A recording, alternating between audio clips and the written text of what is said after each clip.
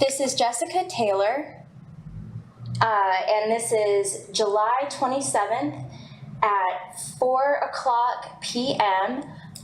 In Gloucester Courthouse, Virginia. Sir, can you please state your full name, including your middle name? Harvey Bland Morgan. Okay, and what's your date of birth? 1830, August the 18th, 1930. Okay, and what were your parents' names and occupations? My father was Loran Vincent Morgan, Loran Vincent Morgan, and he was born in 1901. He was a pharmacist and practiced pharmacy in Gloucester for 68 years. And my mother's name was Louise Bland Morgan, or Mary Louise Bland Morgan, and she was born in 1903 at Cologne, Virginia, which is in King and Queen County. Just 14 miles west of us. Okay. My dad was born in Portsmouth, Virginia, and raised there. Okay. Where were you born? I was born here in Gloucester, at home. Okay, great.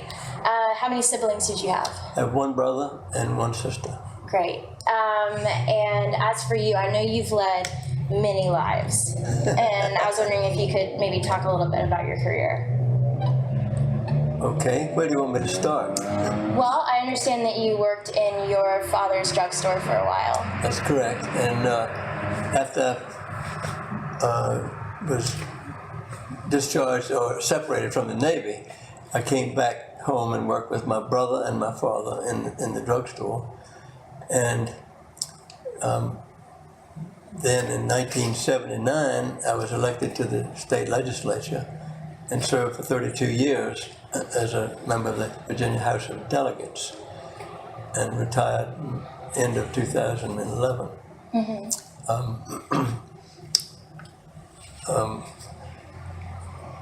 My work in the drugstore was very rewarding, and I enjoyed it immensely. But I guess I reached a plateau, and when my predecessor, who served us for 38 years, so the two of us served one district for 70 years. That's probably a record. And but he retired, and so the Republican committee asked me if I would run, and I had to agonize about that a lot. I mean, I had been thinking about it, and I was interested and really would like to do it. I wanted to do it. But it was a difficult decision, because in our business we only took like one week vacation a year. And for me to leave and go to Richmond for 60 days and also be going to lots of meetings in between, it was a big decision, and I knew it would be a hardship on my brother and my father. Mm-hmm. What would you consider some of your bigger successes in the legislature? One of the things that was pharmacy related was freedom of choice legislation, which allowed any individual to choose that person's provider, healthcare provider, particularly pharmacy. Some of the health maintenance organizations, or the HMOs, they called it managed care, but it was really managed competition. They were trying to restrict where you would go and get your prescription filled. And I was able to get legislation passed to assure that you could go to the pharmacist of your choice. That's still on the books. It's been circumvented in some ways by these plans that pretty much coerce people to go to certain pharmacies. But legally they can get around that if they want to and they know the law. Mm-hmm. Another one of which really feel very good is the Chesapeake Bay Preservation Act. And that's one that I co-patroned with another legislator. I worked the Republican side of the aisle, he worked the Democrat side of the aisle, and we were able to get the bill passed, and it was landmark legislation. So can you describe sort of what inspired that? Well, I mean, the Bay has been dying for a long time. The the seafood industry has been declining. We've had more red tides, more indications of pollution, and so we just need to turn that around. And the governors of all the states that border the Chesapeake Bay, 20 years ago, passed compact that they would clean it up, and then they reiterated it again about a decade after that, and still not enough has been happening. And so now, finally, the EPA, the federal government, has stepped in and said, they told us if you didn't do it by 2010, they were going to tell us how. Well, we didn't get it done, and so now the EPA has stepped in, the Environmental Protection Agency has stepped in, and they've laid down some guidelines that are really more than guidelines. This is pretty much the federal law as determined by the agency. And so it's happening, but it's still painfully slow. Mm-hmm. Okay. So going back to your childhood and your time at the pharmacy, I don't know how long I can hold my arm like this, so I was going to ask you. I can hold it for you. You can just do it like this. I mean, can you tell me a little bit about the time that Fred Carter did? Can you break it down for me? Oh, sure. Oh, yeah. Well, first of all, I have to tell you, our pharmacy was in 3 different locations. The first location was a portion of a store that's no longer there. And it was a grocery store, and there was like a 20-foot section of it was the pharmacy. And my dad came in 1922, and in 1932, the owner of the building, who was the grocer, built another store right beside it, and that's where the antique store is up the street now. Anyway, the reason I mention that is because I was born in 1930, and my dad allowed me to help move in 1932 to the new store. I carried the ice cream dippers. That's what they tell me. I don't remember it. But during right after we had massive resistance, as you know, in Virginia, after the federal laws determined that we had to integrate the schools, and the schools I don't think had been integrated at this point, but there were the African American community was staging sit-ins and all sorts of civil disobedience because of our so-called Jim Crow law that we had. There was, in fact, the law that whites and blacks had to be served separately, and couldn't. They had to have separate water fountains and separate toilets. It was just crazy, but it was what I grew up with, and I hardly questioned it until a few years after the laws were changed. Just you don't question things that you take for granted. But anyway, I knew Fred. I watched him grow up, and I knew his family. But one day, he and 3 other students at the Gloucester Training School, which was the black high school, decided they would stage a sit-in at Morgan's drugstore at our lunch counter. We had 2 booths and several tables and stools.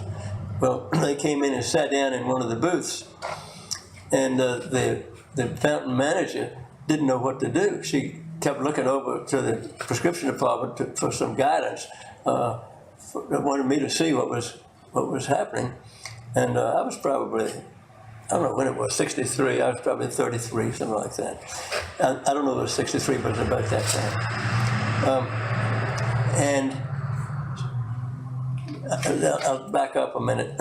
I heard this story because the black community has always been important to us and my family and my business. And so we've tried to treat people fairly. In fact, I think we hired the first African American at our lunch counter. There was one that worked in a grocery store here, but I think the first one to work as a clerk in the drugstore was in our pharmacy. But I was invited to a wedding reception. There's a family here in Gloucester that the man had 21 children, I believe, and this was the grandchild that was getting married of one of those children. And the wedding reception was at a big hotel over in Williamsburg, and they had a big banquet, and I was invited as the legislator and just a family friend, and they placed me at the head table, and Fred Carter was the master of ceremony. And as he was making his introductions, he said, "Let me tell you a story about Harvey." And I didn't know what he was talking about. And then he told me about the fact that he and his classmates decided to skip school and go to Morgan's drugstore and stage a sit-in.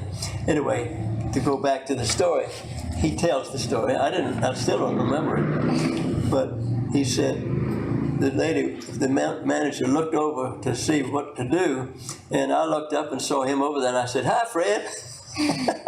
And she figured it must be okay, so she went ahead and served them. And so Fred told the audience there at the hotel that night that I spoiled his sit-in. Why did they pick your drugstore to do that? Well, we were one of the few lunch counters in town. I mean, Gloucester was so different then. We had two drugstores. Each one had a fountain. We called it a fountain. But I don't think the other one had booths. We had booths and tables. And it was like a restaurant. We had a restaurant. The local hotel had a restaurant. But there were not very many. Mm-hmm. And I don't know why they chose the drugstore. Mm-hmm. Did they have a relationship with Gray's Drugstore at all? I don't know. You don't know? No. Okay. Were there other places that they did sit-ins or other civil rights stuff? Not that I know of. That's the only one I know of in Gloucester. And they picked you. Yeah. What were your relationships like, with Black patrons on an everyday basis outside of this moment? Oh, well, I think we treated them as we would treat anyone else, and that was sort of my father's philosophy, and I grew up with that. Mm-hmm. But I'll share a story with you that really was a defining moment in my life, and it was at the old drugstore. Before we moved to this drugstore, I point right here because the drugstore was right where the Napa Auto Parts is. It's that building right across the street there by Southern States. Mm-hmm. Before that, though, I'm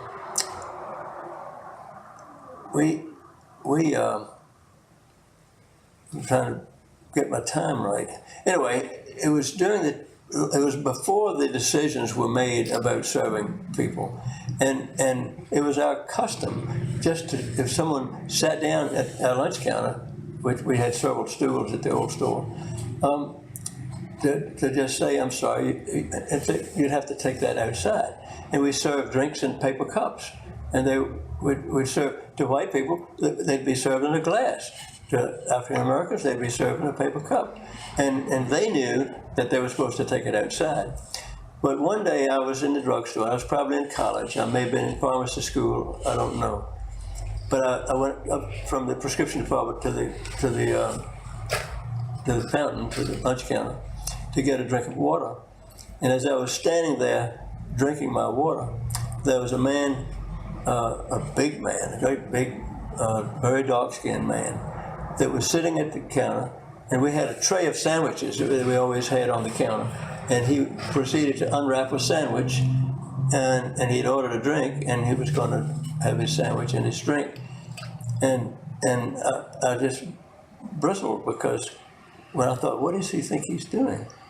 And then as I was drinking my water, it occurred to me, why didn't he have just as much right as I do? And so I didn't say anything. And he went ahead and ate his sandwich, and I guess he went on out. I went on back to the prescription department. But I remember that vividly, because that was like a light bulb going off in my mind. And from then on, I've always felt that they had just as much right. But up until then, I just did what I grew up with, and I've told people that they had to take things outside. Mm-hmm. I just didn't think about it. That was the law. Where did your father's philosophy come from, where you kind of treat everybody with respect? I don't know. His family, his father was a farmer. His brother was a pharmacist. His father was the harbor master of Hampton Roads. They lived in Portsmouth, and he was the youngest son among six. He was 6 years younger than the one ahead of him, and his oldest brother was a merchant seaman, and his next oldest brother was a pharmacist and managed a pharmacy in Portsmouth. And he started working there as a teenager. And so he just learned at an early age to treat people with decency and treat other people as you would like to be treated. And he taught that to us. My mother too. My mother's father was a merchant and a farmer in King and Queen County. And in fact, I would dare say the largest number of their clientele was African American. And that was at a time when people didn't have hardly anything. They would come in and they would trade eggs for groceries.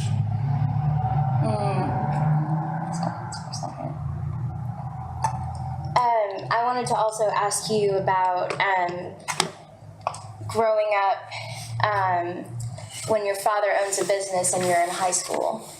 Did you have a car in high school? Oh no, I didn't get a car until after I finished pharmacy school. Oh really? Yeah. When was that?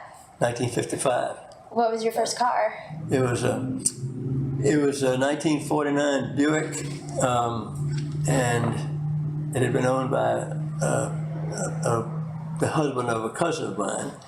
He had gotten another car, and so no, I think he had owned that one. I've forgotten. He may have owned the second car that I bought, but anyway, it was a gold-colored streamline. No, he didn't own it. Mr. Stanley Hall owned it. But anyway, they rode together to work, so that's why I associated with him. But it was a very good car, and I bought it just before I got married and drove it on my honeymoon. That's wonderful. So when you're in high school, what do you do for fun when you don't have a car? Oh, go with your friends. Almost nobody owned his own car. Most of our friends used their parents' car, and I was able to use my parents' car from time for dates.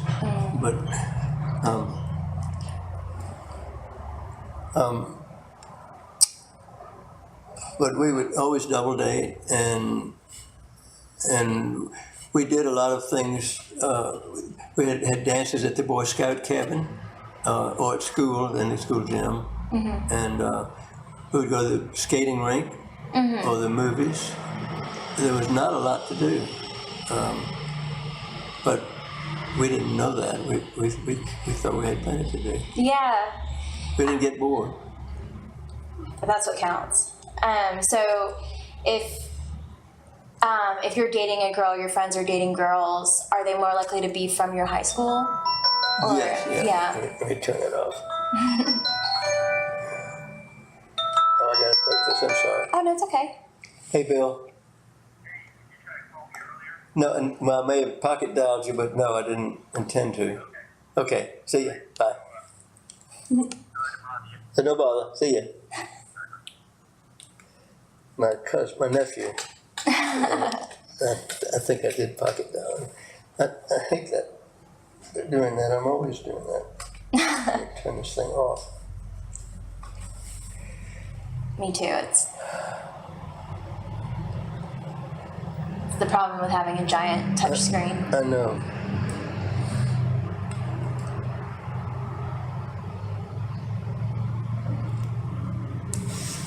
Okay. We were talking about dating. Yeah. My mother used to laugh at me. I had a recipe for making taffy that I carried in my pocket, in my billfold.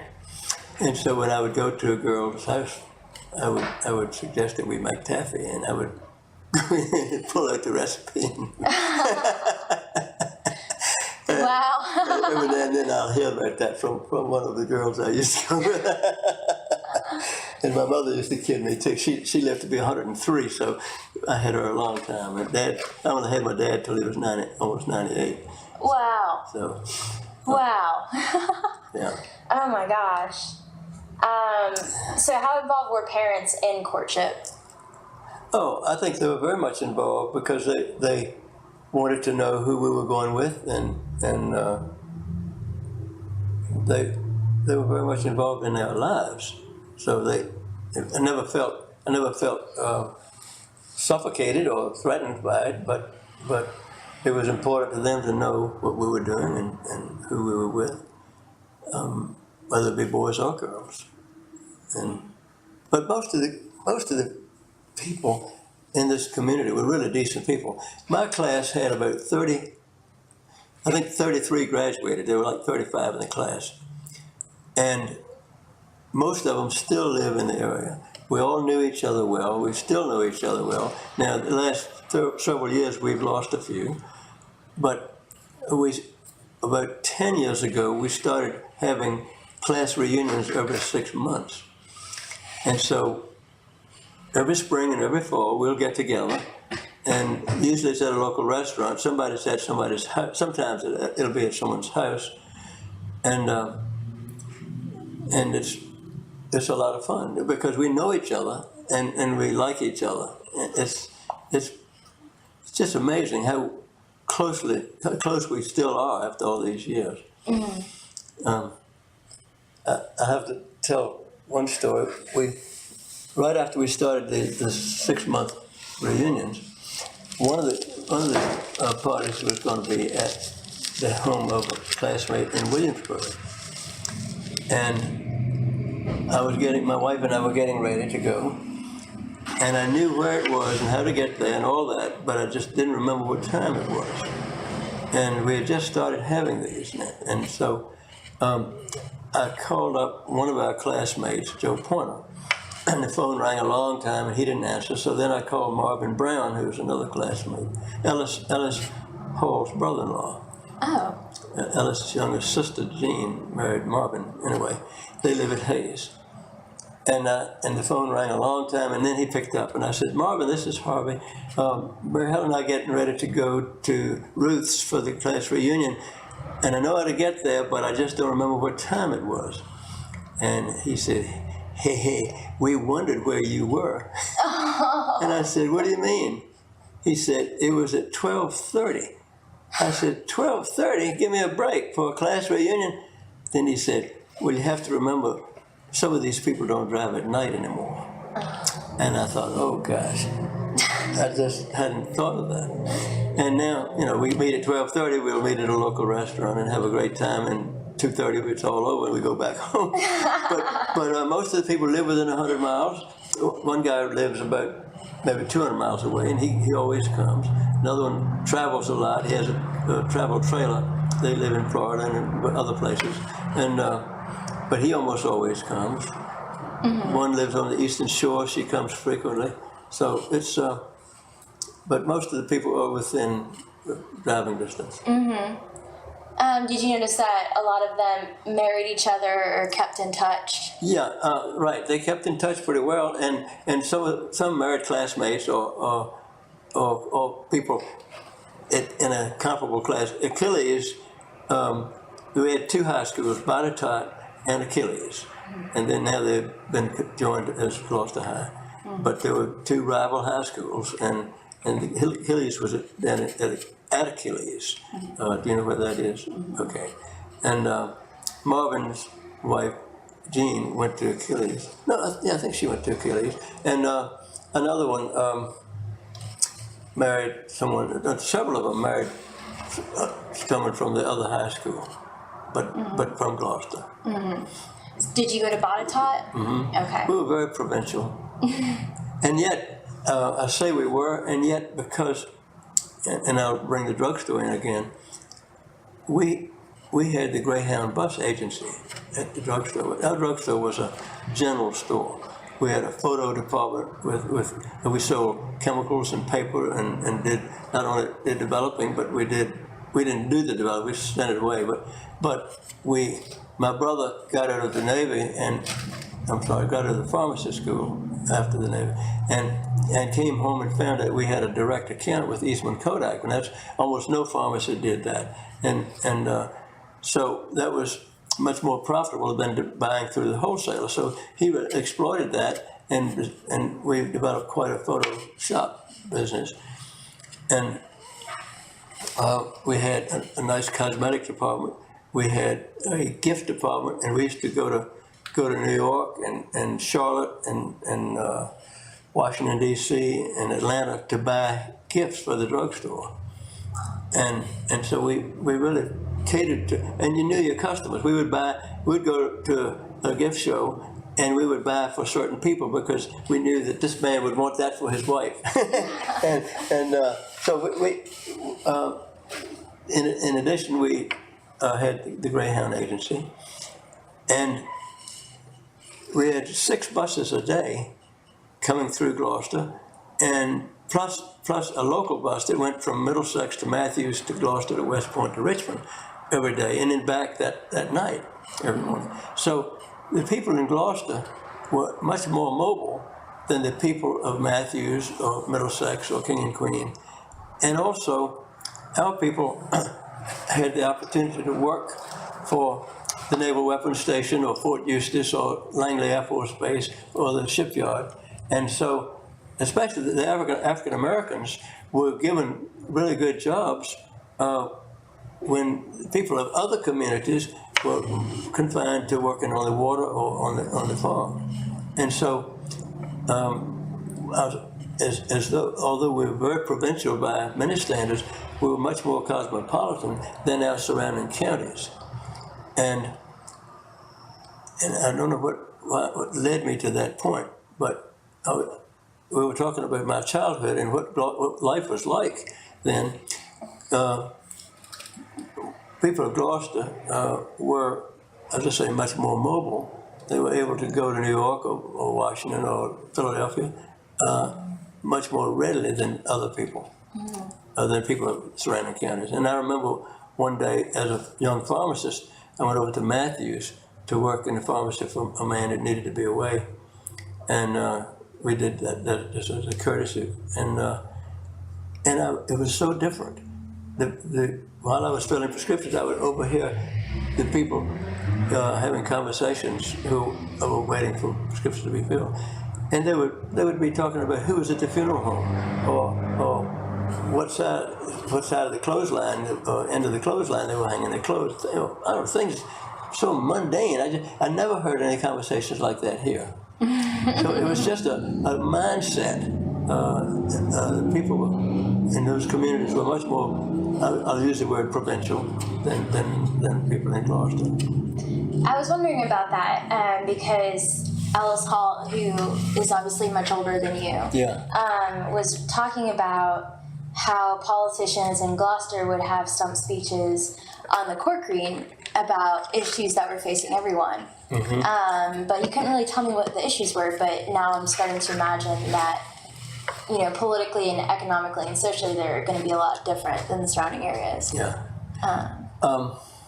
If you look at some old issues of the Gazette Journal, they have that page 100 years ago today, 90 years ago today. Have you ever seen that? That gives you a lot of insight on both Gloucester and Matthews, because they have it from the Matthews Journal and the Gloucester Gazette, because they were 2 different papers. Yeah. Did you ever, politically you had your ear to the ground later, I guess, but did you ever notice? I think being, having grown up here and working in the public prepared me for that. In fact, one of my best friends said, "Harvey, I just hate to see you do this," because he said they're going to eat you alive. You're just too easygoing. But I never had that problem because I've been in public business virtually all my life. I worked in a drugstore I was the worst clerk my dad ever had. I was so trifling. But I did have the exposure. And so I learned to roll with the punches and to realize that there was always more than one point of view. And so when I got into politics, I didn't have any trouble dealing with people at all. And interestingly, I was the first Republican ever elected in this whole first district. First district is the first congressional district. That included Hampton and Newport News and Williamsburg and all of King and Queen, King William, Middlesex, all of that area, all the way up to Essex and maybe farther, because this area had been pure Democratic all those years throughout the Depression, and I would go to first district meetings, and people would come up to me and say, "You're our delegate." But that was a time when things were changing, and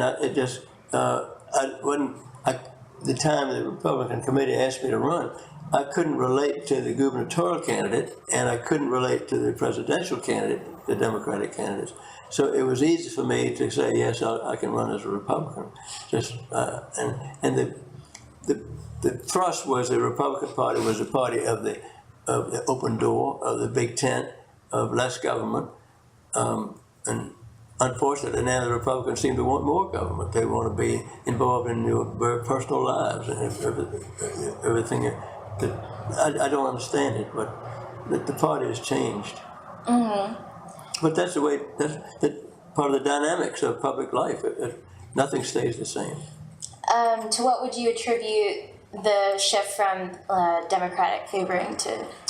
Well, at that particular time, a state senator named Henry Howell, who was a very bright man and had good ideas, but was abrasive. He was running for governor, and he turned off a lot of people. He ran a good race and almost won, but he was defeated. And George McGovern was running for president, and he was what I considered a liberal Democrat at that time, and I just couldn't relate to him. And so it was. I think my thinking was the same as many of the people who voted for me, because, as I say, my own father had never voted for a Republican, I don't think. When I sat down to talk to him about running for office, I'd always heard him say anybody in public business has got no business in politics. And so he was not happy about that. But he said to me, I'll always remember this, he said, I wish you wouldn't do it. I know you're going to do it, but I wish you wouldn't, because they'll accuse you of being a horse thief. And what's more, they'll prove it. So that's, and lots of stories like that about him and why he felt that way. But what were some of the political issues that his generation had been facing? The Depression. It was really hard to earn any money. There just wasn't any money, and people would. Well, he told the story of a man who would go into the river, New York River, and catch oysters, tongue for oysters, and then he would bring his bag of oysters, or whatever he carried them in. He would walk from Cappahoosic to Gloucester, which is 9 miles.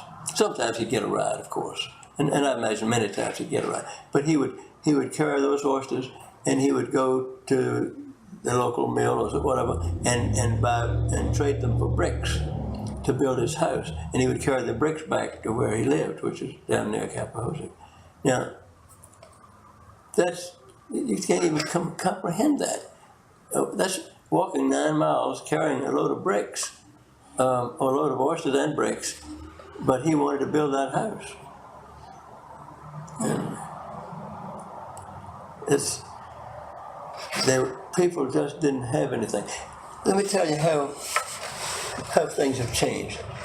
When he came here in 1922, first of all, to get to Gloucester from Portsmouth, which is only an hour and a half drive, now, he had to take the streetcar to the ferry dock and take the Norfolk ferry boat from Portsmouth to Norfolk, take the streetcar to the Newport News ferry dock in Norfolk, take the ferry to Newport News, take the train to Lee Hall, you know where Lee Hall is? Near Fort Eustis, anyway, and then take a jitney, which is like a taxi, from Fort Eustis to Gloucester.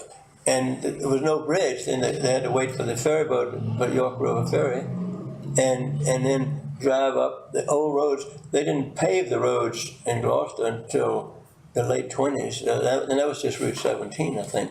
But the road didn't come straight up. It went around through Wacomico and one post office called Money. We have another one called Cash, but it's not in the same area. But that it took him. He left home. He left Portsmouth early in the morning, and he got here late, almost dark, that day. And that's what it was like. But he also, what I wanted to tell you is that for the first few years that he was here, after he learned,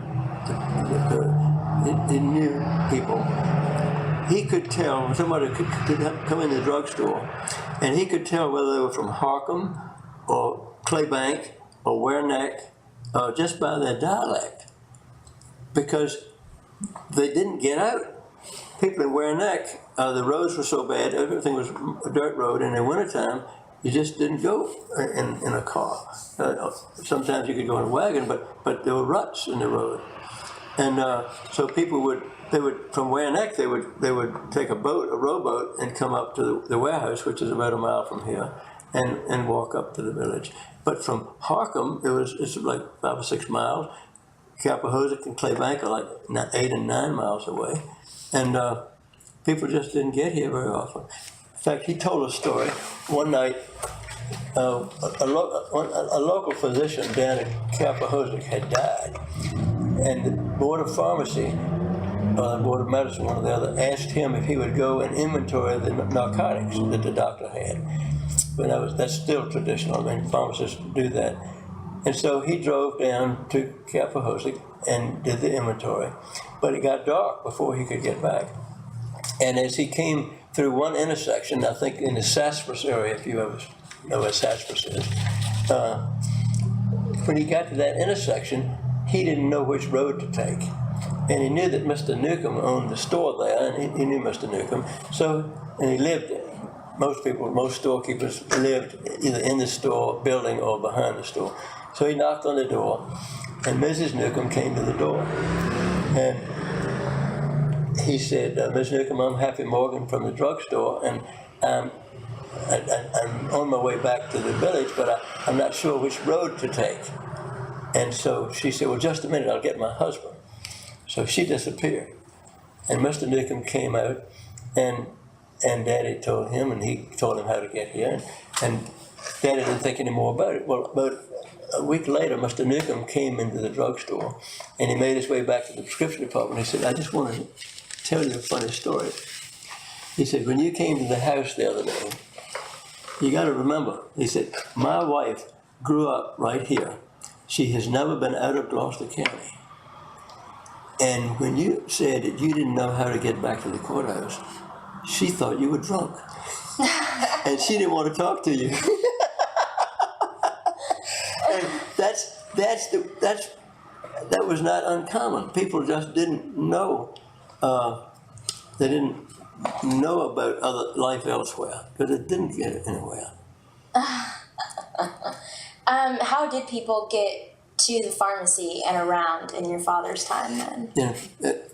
In my father's time, they would come either by wagon or a buggy, or there were some cars. He had a car. He had a Model T Ford, and that people could drive, but not as much in the wintertime because the roads would be just deep ruts. In fact, he was going with my mother, who was a teacher in Urbana. And one night when he was driving either to Urbana or coming home in the wintertime, once you get into the rut, you can't get out. But it's not a problem, but everybody's driving in the same rut. Well, he came behind a car that was stopped and stuck. And he couldn't get around it because he couldn't get out of the rut. So he had to spend the night right there in the wintertime, and he had like an old horse blanket or something. He put that over him, and every now and then he would start the engine and they didn't have heaters as such, but they had a disc in the floor that would open up, and the heat from the engine would come up into the car, and that's how he kept warm during the night. And the next morning, they found a farmer with a tractor or something and pulled the man out. But another night, he was leaving Urbana to come back, and just as he crossed the old wooden bridge there at Urbana, he hit a bump and his lights went out, and he drove all the way back to Gloucester with no lights. But he said there wasn't a problem because there was no other traffic, and the ruts kept him in the right place.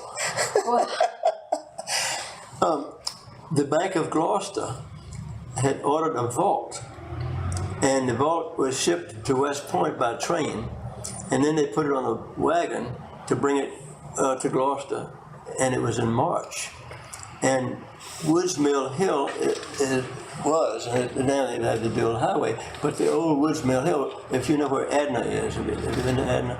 Adna is 9 miles up the road, and the old road from Adna went down Woods Mill and then up a long hill. Apparently a man named Woods had a mill. So anyway, the wagon got stuck on Woods Mill Hill in March, and it was July before it was dry enough for them to move that to the bank to install it. It was a heavy vault. I mean, we can't even comprehend things like that. No, definitely not. Definitely not. And we had telephone operators.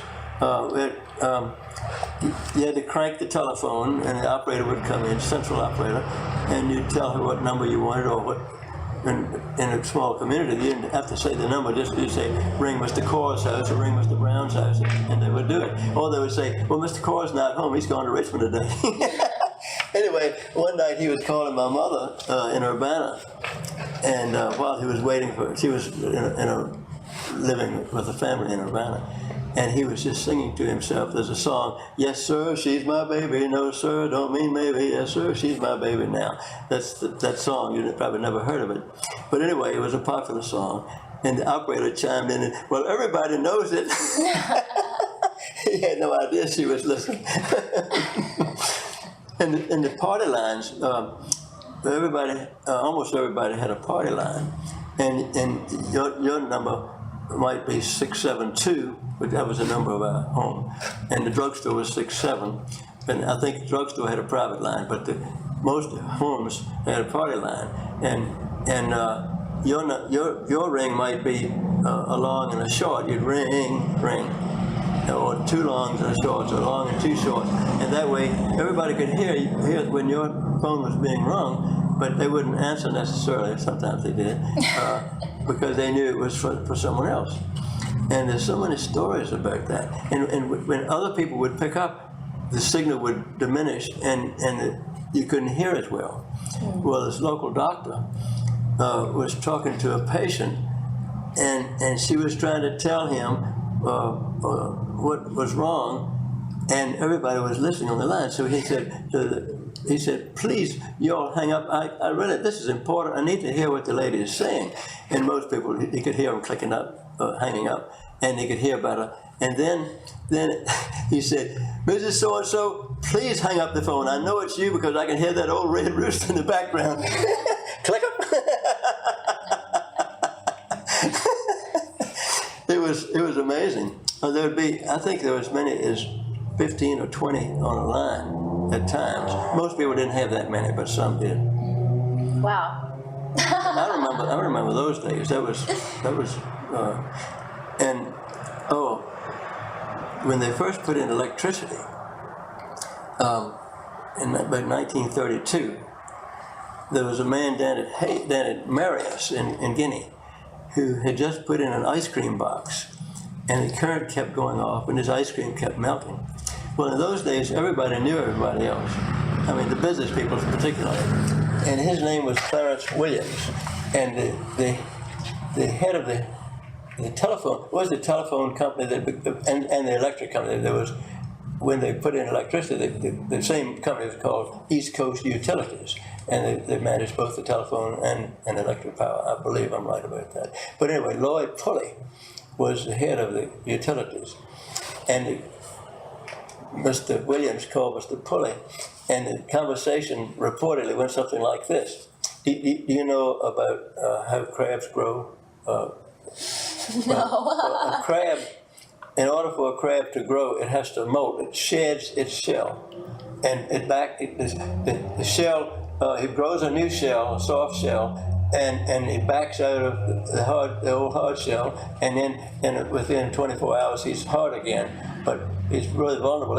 If you go to a restaurant and order soft crabs, that's right after they've molted, and the shell is very soft, and you can eat virtually the whole crab. Whereas if you eat hard crabs, you have to break that shell and take the meat out. But anyway, and crabs shed on. They shed more readily on a full moon and high tide than they do other times. But anyway, so the conversation that the folks in Guinea always use something that they can relate to. So he called it, and the conversation went like this: Lloyd, this is Clarence. Man, you got to give me some juice. He said, my popsicles, they're shedding their wrappers like soft crabs on a full moon and a high tide. And that was his way of expressing his problem. Oh, wow. Do you remember anything specific like that about this gas station?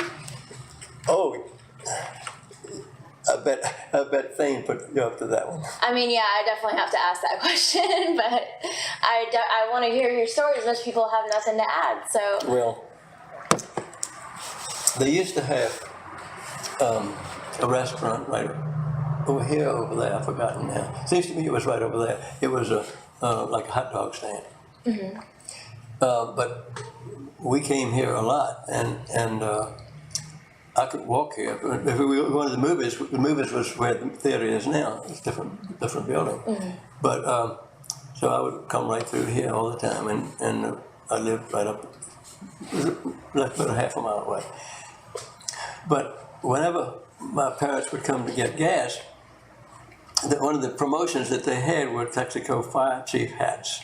The little, I don't think we didn't have plastic in those days. It was probably heavy cardboard. I'm not sure, but it was I wanted one.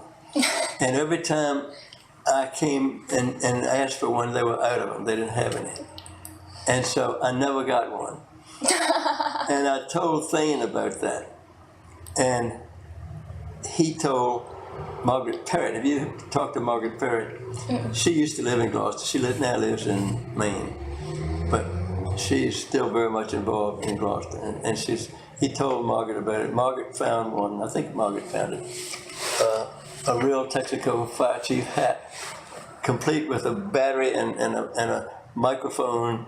And I don't think that works. But they ordered it on eBay or something.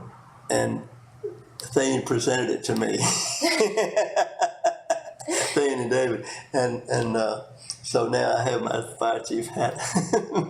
But I was always so disappointed that I grew up without ever having a fire chief hat. Do you remember Howard Brown? Oh, sure, very well. Yeah, what was he like? He was just as nice as he can be.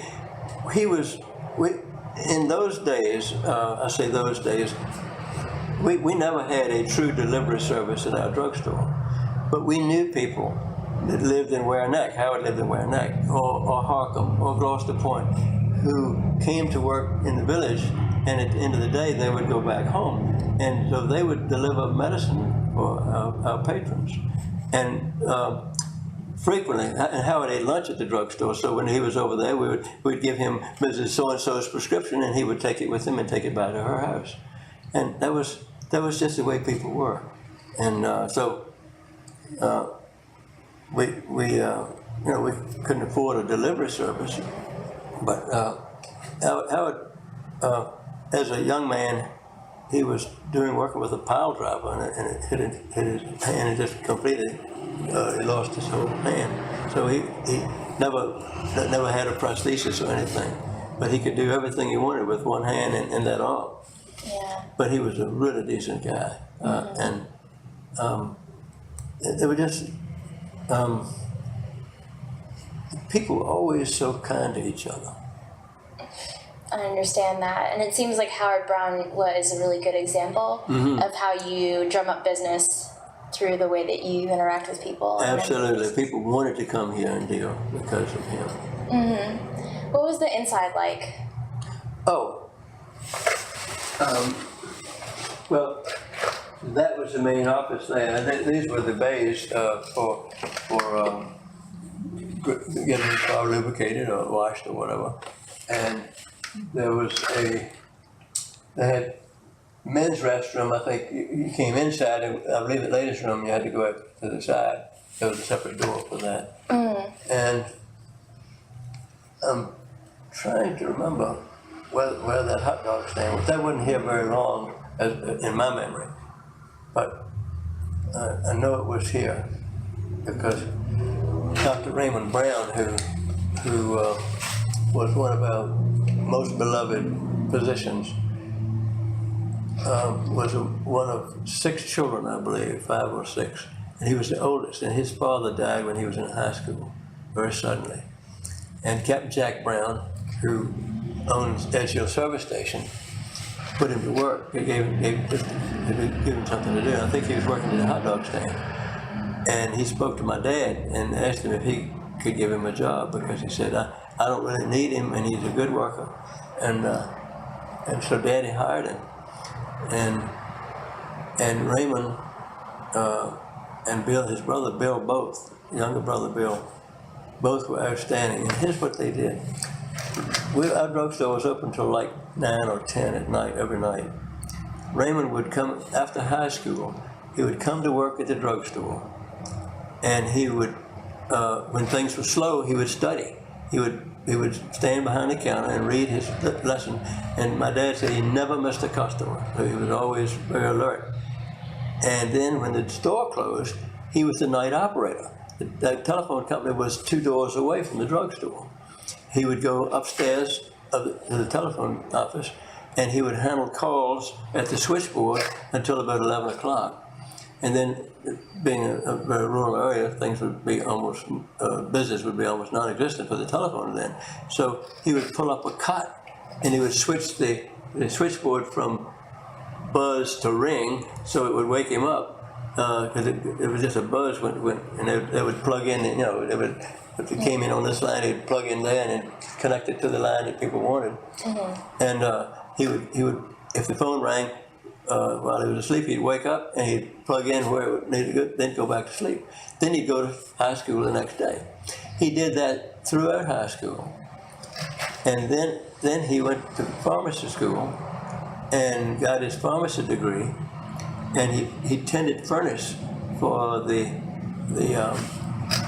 family he lived with for his room, and he worked at the local, it was called Skull and Bones, I think, at that time. There were several restaurants on the MCV campus, Medical College of Virginia campus in Richmond. And so he could get his meals there because he worked there. I don't know if he got paid, but he got his meals free. And that's how he worked his way through school. And his uncle helped him. But then he went to medical school, and he worked as a pharmacist to pay his way through medical school. And came back, he went into the Navy during World War II and came back and opened his practice. Well, his younger brother Bill, who was my classmate, and Raymond was the oldest, Bill was the youngest of 6. And so Bill did the same thing. He worked in the drugstore and the telephone office and went to pharmacy school, and of course Raymond helped him a lot, but he went from pharmacy school into medical school, and then he also went into the Navy. I think he was a flight surgeon, and then came back and practiced with Raymond for a while. Then he went back with the state. He became a physician with the State Department, and that's where he had his career. Wow. But outstanding people and hard-working people. They just both were very sharp. But Raymond was top in his class. He was top in his class in pharmacy and medicine. Wow. And he practiced medicine right here for his whole career. That's incredible. It's a shame you can't interview him. He died about maybe 10 years ago, or less than that. His widow is still here, Elizabeth Brown. Oh, really? Okay, I'll write that down. I did want to ask you about if you remember any, because you've lived here on Main Street forever, pretty much. If you remembered Halloween or Christmas on Main Street, any kinds of traditions. You shouldn't ask me that. Why? I was so bad. You were so bad. What did you do? Well, when I was in high school, World War II was going on, and we had a militia, a branch of the state militia, and there were local men who, for one reason or another, weren't in the service, and they would train at the school, and they would march and drill and everything, and as an exercise, they were looking after the town on Halloween night, and of course we had some minor vandalism. We never really did anything bad, but we were very mischievous. We would take the Mr. B.B. Roan was the county clerk. We would take his gate off and hang it, run it up the flagpole and leave it up there and things like that. Or they would stretch toilet paper across the courtroom, around the courtroom circle, and cars would think there was a barrier. But also, I'm not very proud of this, but we had chickens when I was growing up, and some ducks and a couple of goats and a dog and a cat. We had a pet hen who laid an egg every day. But anyway, we had a coal furnace, and then my job was to take a wheelbarrow and fill up with coal and take it to the house and put it down the coal chute, keep that coal bin filled. But anyway, one August I decided I had an idea for Halloween, and so I began saving a few eggs, and I put them aside, and I saved, I don't know, a dozen or more, and by Halloween they were pretty rotten. Yeah. And then I took these little paper bags and put flour in them, and then put one egg in the shell very carefully and rolled it up. And there was a flour bomb with rotten eggs. And so I would climb up on top of the old drugstore, which is, as I say, the antique store now. I would climb up, I would shinny up the downspout and walk up to the front of the store, and as the militia would walk along, I would drop it. And I didn't actually hit anybody, but I think I hit one on the toe one time. But as soon as it did, I would run to the back and then climb down and then run down the street. And they were, this one night, one particular time, I was being chased, and I ran as hard as I could. And I came to a hedge, and I jumped over the hedge and just lay down and gasped. My heart was racing, and I knew that they could hear me, but they went on by and they never found me. Oh, wow. And there are worse stories than that, but that's the one I'll tell. Okay, that's fair. Oh, gosh. What about Christmas? What was Christmas like in Main Street? Christmas was very nice because we had a Gloucester Village Association, and we worked closely together. And we wanted to do something special, but we didn't have the funds to put up Christmas decorations that wouldn't be tacky.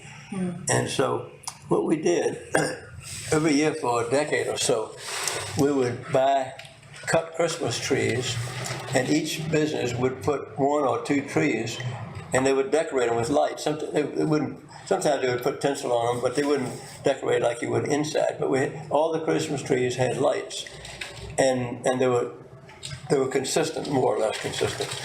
And so as you drove through after dark, up and down Main Street, every business had one or more lighted Christmas trees. And if it snowed, it was even more beautiful.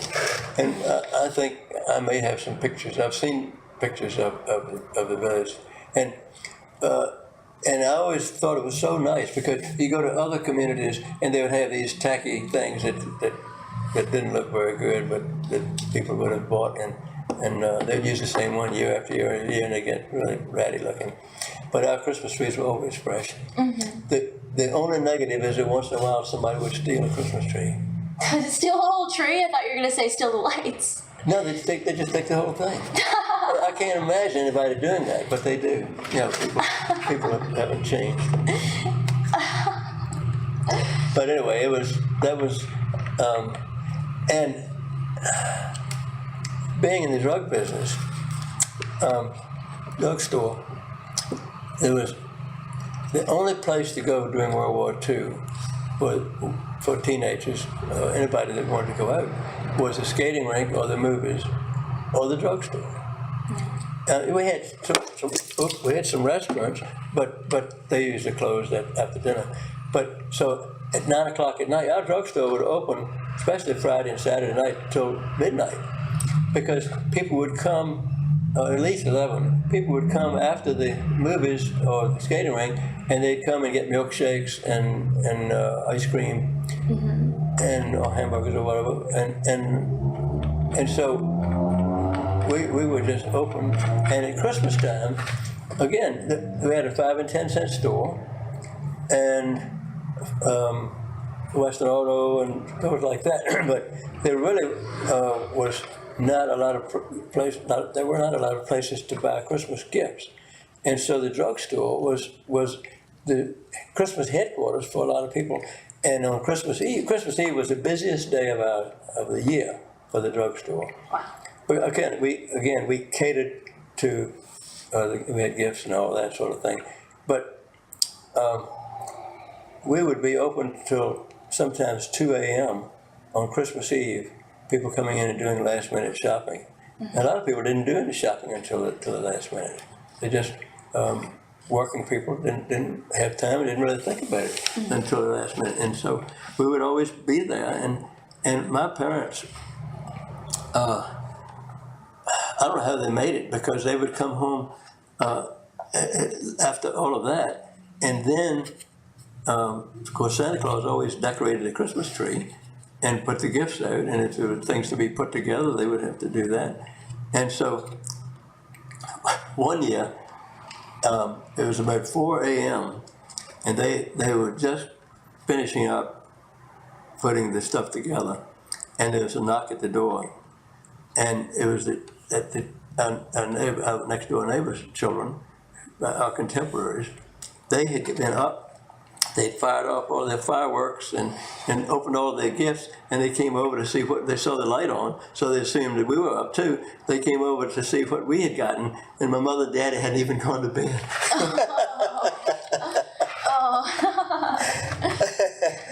That's something else. But on New Year's Eve, it was one or two neighbors would always shoot off their shotguns at midnight.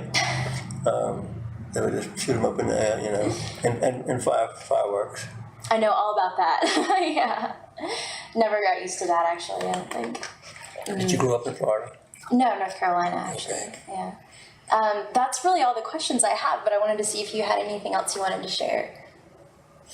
Oh, lots of things, but I don't know. I can't think of anything.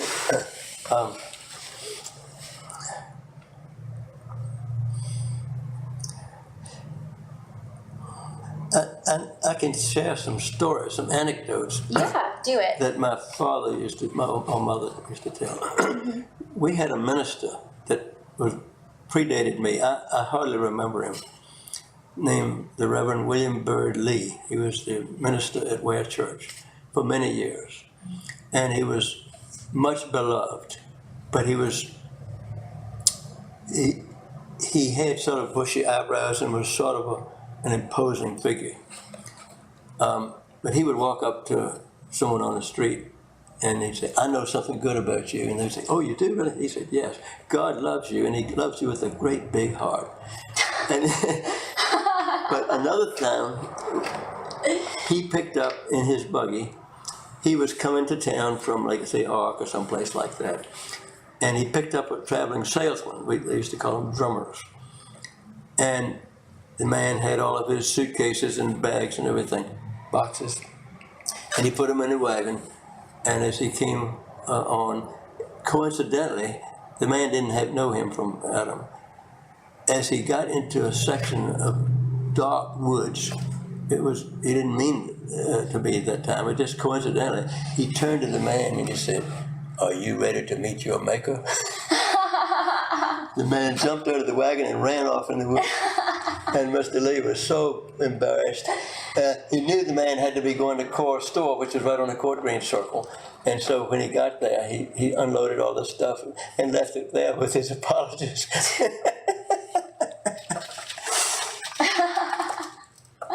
And my mother told a story.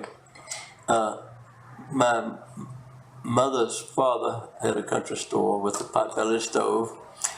Her uncle down in Ware Neck had a store, and another uncle at where the Ware Academy is now had a store. And so, the family were merchants and farmers. And one of the stores, they had this pot-bellied stove, and in the wintertime, first of all, people used to buy everyday things at the local general store, and they sold tar in a barrel. People would use tar for their roofs and so forth. They also sold molasses, and they bought molasses in a barrel. And in the wintertime, because molasses gets so thick it won't run well, they moved the molasses to a barrel right by the fire, by the big pot-bellied stove. People would come in and sit down, prop their feet up on the stove, and tell yarns, spin yarns, and it was a laid back, especially in the wintertime. Couldn't do it so much. Well, they noticed that the molasses had been disappearing faster than they were selling it, and so there was these two old codgers who lived together. One of them was named Oliver. I don't know what the other one's name was, but they thought that they might be the ones who were taking it. But they came in the store. What they did, they substituted the tar barrel for the molasses barrel. And they were watching them as they were talking, and they saw this man sort of reach over while he was talking and turn on. He had they would bring a little pail about this big around and a flat pail, like a 1 or 2 quart size pail. It was a handle, metal pail. And he finally set the pail down and took the top off and turned the faucet on the barrel. And every now and then he'd look down, and when his bucket was full, he reached over and turned it off. And out of habit, he did this. and it shocked him so much, he said, "Hi, Oliver, there's tar." I would say they caught him red-handed, but that wasn't right. Black-fingered. And anyway, there are lots of stories like that my mother used to tell. That's really wonderful. That's so great. You have led a very interesting life. Oh, my parents were so great, and as I say, they had good, long lives, and they were alert. And I'll tell another story about my dad. He was almost 98. It was in February. He'd been in good health until Thanksgiving. He just didn't get out of bed Thanksgiving that year, and he declined. And in February, he died on a Thursday. Well, on a Sunday before he died, he'd been in and out of a coma, and the drugstore right across from ours was Gray's Drugstore, which is where the restaurant is, where Jessica's Old Main is. And that store, I think, was built in 1935. Daddy's store was there much earlier. And Mr. Gray went to pharmacy school later and then came back and opened the pharmacy.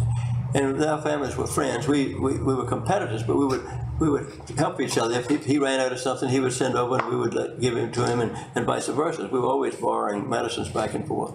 But anyway, there were the store. This man, John Harris, whose daughter opened the restaurant, and that's when it first was called Stillwater's. That was the name she gave to it. John saw me at church and said, "Do you think your father would have much history about the Gray's Pharmacy building? Because Melanie wants to put it on the back of her menu." And I said, "Well, I'll ask him when I go home." So I went home after church, and my mother was sitting in the room, and my dad was sort of in a stupor. And phone rang about 3 o'clock, and it was John. And I said, "Just a minute, let me ask Daddy." So I woke Daddy up. I said, "Daddy, John Harris wants to know a little bit about Gray's drugstore. Do you know when it was built and who built it and some details about it? Daddy roused up and said, oh yeah. He said, it was built, I think he said Jack Lawson. Jack Lawson was one of our contractors in that. But there were several others. I don't remember whether it was Jack Lawson or not. But he said, it was built by Jack Lawson in 1935. And he said, interesting thing. He said, that building has been extended. It didn't used to be as long as it is now. And there used to be a mirror all the way across the back, a big mirror. And he said, the Dunstan twins, and I knew these ladies when they were much older, but when they were teenagers, they lived in Hayes. The Dunstan twins would come to the village a lot, and in those days, people would catch a ride with somebody that they knew. Well, he told me all of this, and I remember Mr. Graves, who drove the Bellamy ice cream truck. He said, one of the twins caught a ride with Mr. Graves on the ice cream truck, and as she came to the village, because the passenger side was on Mr. Gray's side, she just got out and went into the Gray's drugstore, because they would go into both stores. But anyway, she apparently was ready before the other twin was, so she came on. And as she walked in the door, she saw her reflection in the mirror. Mm-hmm. And she said, well, Mamie, how did you get here so quick? and we laughed about that, and then he sort of went back to sleep, and that was on Sunday, and Thursday he died. And the fact that he could recall all of that detail I thought was amazing. But it was a great story too. Yeah, wow. People are strange, aren't they? Yeah. Wow.